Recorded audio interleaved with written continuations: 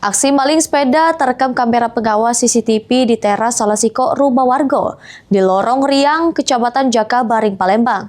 Pas besoknya korban baru nemui lagi sepedanya di Pasar Cinde. Sesudah bikin laporan polisi.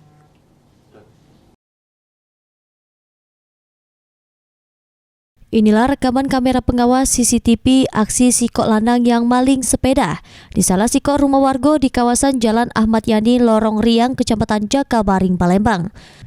Korban bernama Saidina yang ditemui di rumahnya ngato ke peristiwa kemalingan tersebut sudah dilaporkan ke SPKT Polrestabes Palembang.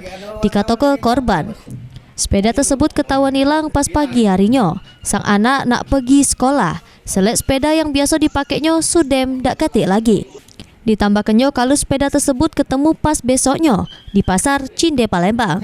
Dijajokan oleh pelaku serego Rp400.000. Walau dia itu dari belakang langsung balik lagi dia tu. Langsung balik lagi, langsung buka jendela, langsung buka pagar. Iya. Langsung mengangkat ini Sepeda. sepeda. Nah, ini sepeda katanya sudah dapat di mana tuh, Kak? Dapat di Cindi. Heru Wahyudi, PAL TV. Keliling. Iya. Tinggal diangkat.